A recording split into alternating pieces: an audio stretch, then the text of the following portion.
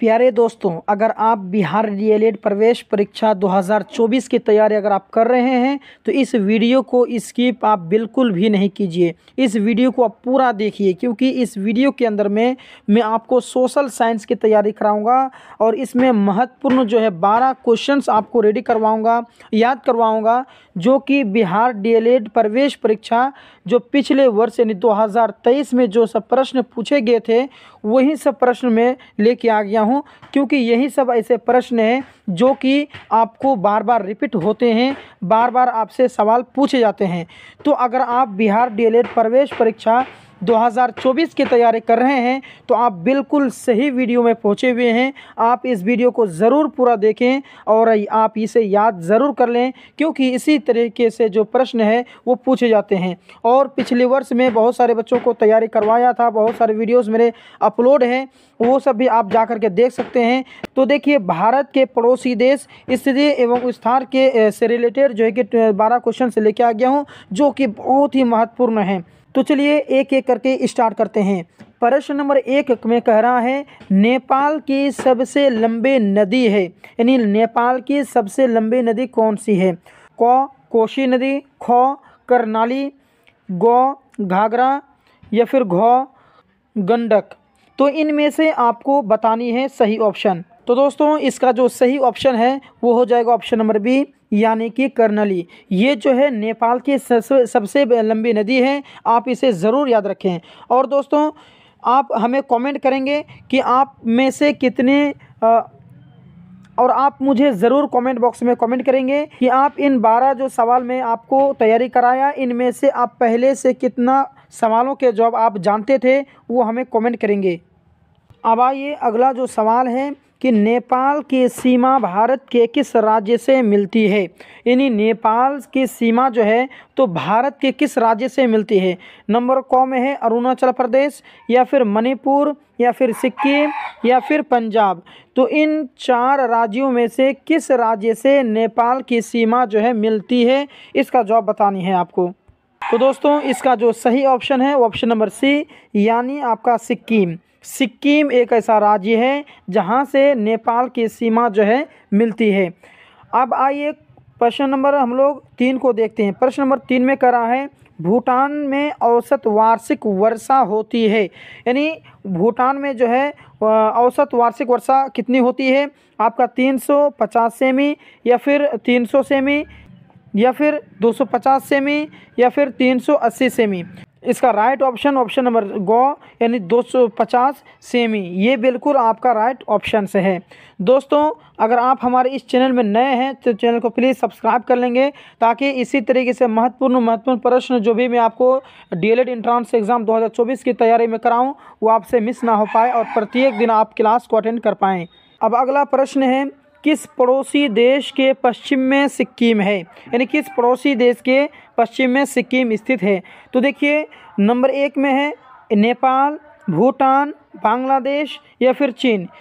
ठीक है, तो इसका जो सही ऑप्शन है ऑप्शन नंबर आपका बी हो जाएगा, बिल्कुल राइट, यानी भूटान। अगला जो प्रश्न है, प्रश्न नंबर 5 कह रहा है पाकिस्तान की जनसंख्या कितनी है? यानी पाकिस्तान में कितनी आबादी है, कितनी जनसंख्या है? नंबर 1 में है 12 करोड़, या फिर 14 करोड़, या फिर 18 करोड़, या फिर आपका 23 करोड़। तो इसका जो सही ऑप्शन होगा ऑप्शन नंबर ग, यानी 18 करोड़, यानी पाकिस्तान की जो जनसंख्या है वो 18 करोड़ है। अगला जो प्रश्न है, प्रश्न नंबर 6 कह रहा है भूटान का मुख्य पशु कौन है? यानी भूटान का जो मुख्य पशु है किसे कहा जाता है? घोड़ा को, याक को, या फिर सुअर को, या फिर बैल को। इनमें से 4 ऑप्शन दिया गया है, आपको सही ऑप्शन बतानी है। तो दोस्तों, भूटान का जो मुख्य पशु है वो आपका हो जाएगा ऑप्शन नंबर बी, यानी याक। याक जो है ये आपका भूटान का जो है मुख्य पशु है। अगला प्रश्न कर रहा है प्रश्न नंबर 7 में पाकिस्तान का सबसे बड़ा हवाई अड्डा कहाँ है? तो इसका ऑप्शन है इस्लामाबाद, कराची, मुल्तान, या फिर सियालकोट। तो इसका जो सही ऑप्शन है ऑप्शन नंबर हो जाएगा बी, यानी कराची। कराची जो है पाकिस्तान का सबसे बड़ा हवाई अड्डा है। अब अगला प्रश्न है प्रश्न नंबर 8 कह रहा है दो नदियों के बीच की दूरी को कहते हैं, यानी दो नदियों के बीच की दूरी को क्या कहते हैं? घाटी कहते हैं, दोआब कहते हैं, या फिर झील कहते हैं, या इनमें से कोई नहीं। तो देखिए इसका जो राइट ऑप्शन हो जाएगा ऑप्शन नंबर बी, यानी दोआब कहते हैं। दो नदियों के बीच की दूरी को दोआब कहते हैं। प्रश्न नंबर 9 क्या कह रहा है? देखिए प्रश्न नंबर 9 कह रहा है एशिया का सबसे गर्म स्थान कौन सा है? यानी एशिया का जो है सबसे गर्म स्थान कौन सा है? इस नंबर क में है सिकोहाबाद, या फिर बी में है जैकोबाबाद, ग में है हैदराबाद, घ में है इस्लामाबाद। तो एशिया का सबसे गर्म स्थान जो है वो आपका ऑप्शन नंबर बी राइट हो जाएगा बिल्कुल, यानी जैकोबाबाद ये जो है एशिया का सबसे गर्म स्थान है। अगला क्वेश्चन नंबर 10 क्या कह रहा है? देखिए भारत से सटे पूर्व में कौन सा देश है? यानी भारत में जो पूर्व स्थान है, तो भारत के पूर्व की ओर कौन सा देश है? नेपाल है कि भूटान है कि बांग्लादेश है कि पाकिस्तान है? तो दोस्तों भारत से सटे पूर्व में बांग्लादेश मौजूद है, इसीलिए प्रश्न नंबर 10 का जो सही ऑप्शन है वो आपका बांग्लादेश हो जाएगा। आई होप आपको बहुत ही मज़ा आ रहा होगा सवाल को याद करने में, देखने में। तो अगर आप हमारे इस चैनल में नए हैं तो चैनल को प्लीज़ सब्सक्राइब कर लेंगे, ताकि मैं हर चीज़ जो भी मैं वीडियो बनाऊं डीएलएड एंट्रेंस एग्ज़ाम 2024 की तैयारी के लिए, तो सही समय में सही वीडियो आप तक पहुंच जाए। देखिए अगला जो प्रश्न क्या कर रहा है, क्या एवरेस्ट क्या है? यानी एवरेस्ट किसे कहते हैं? नेपाल की नदी, एक नदी का नाम है, या फिर नेपाल में हिमालय की एक चोटी का नाम है, या फिर नेपाल में सोने की एक खान का नाम है, या फिर नेपाल का एक पहाड़ी नगर का नाम है? तो इसका जो सही ऑप्शन है ऑप्शन नंबर आपका बी बिल्कुल राइट हो जाएगा, यानी नेपाल में हिमालय की एक चोटी का नाम एवरेस्ट है। अगला जो आपका प्रश्न है प्रश्न नंबर 12, नेपाल का सबसे विकसित उद्योग क्या है?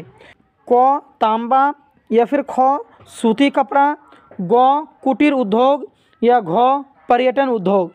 तो नेपाल का जो सबसे विकसित उद्योग है वो आपका पर्यटन उद्योग हो जाएगा, ये आपका बिल्कुल राइट हो जाएगा। इसीलिए आप इसका ऑप्शन नंबर घ को टिक लगाएंगे। आई होप आपको हर चीज़ समझ में आ गया होगा, और आप हमें कमेंट करेंगे कि इन 12 प्रश्न में से आप कितना प्रश्न पहले से जानते थे। आपको अगर वीडियो अच्छा लगा है तो चैनल को सब्सक्राइब कर लेंगे, वीडियो को लाइक करेंगे, और एंट्रेंस एग्ज़ाम 2024 की कस के तैयारी करने के लिए हमारे चैनल से जुड़े रहेंगे। और ये आपका नंबर 1 चैनल साबित होने वाला है इस बार, इसीलिए हमारे चैनल से आप जुड़े रहेंगे। तो मिलते हैं नेक्स्ट वीडियो में, धन्यवाद।